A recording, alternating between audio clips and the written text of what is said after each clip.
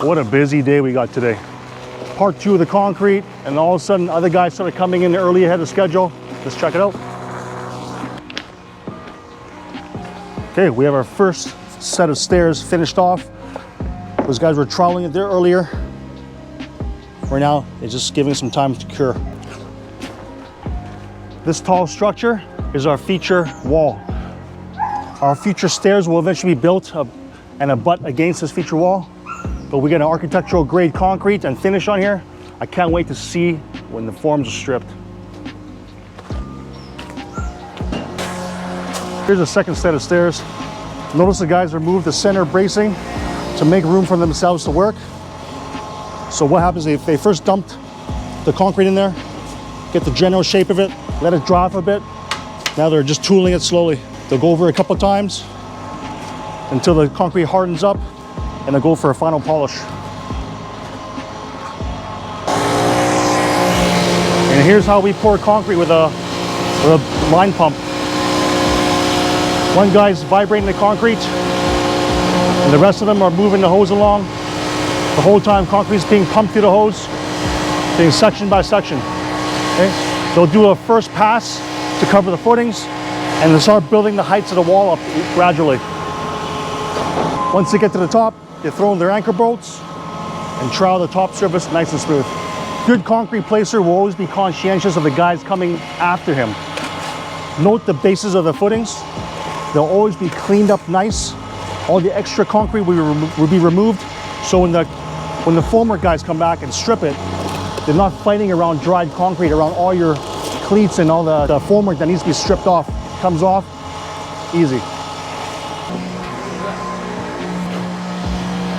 Now just have a look at the main floor. We soaked all 3 floors last night and this morning because we poured in a really, really dry summer day and it's really hot. The concrete is absolutely thirsty. There's gonna be some surface cracking because of how dry it is. And that's why we wanna hydrate the concrete as often as possible until it's finally cured. And on concrete pouring days, make sure your dog's tied up or he'll leave a bunch of signatures all over your freshly poured sidewalks.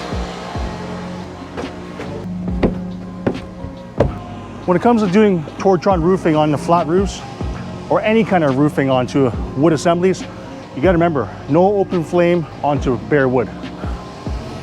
The first layer of protection against burning wood is the board. This board is fireproof, it's mechanically fastened onto the plywood, so you never need to torch, you have an open flame directly onto bare wood. It causes fires. The first layer of roofing is torched onto this board, lapped, and the second layer will eventually be torched over top of this, okay? That's what you call 2-ply SBS. Notice on the ends there are 2 scuppers. Remember in a couple of videos earlier, the slope of the roof is this direction. Water will flow to these areas, go through the scupper. Water from that roof will land onto this area where there's a slope insulation package. Water will make its way to this floor drain and dump down so it can connect to the rainwater leaders. In the event that water builds up, in case of a plug, we have an extra way of egress so water can flow over rather than stay accumulated in this area.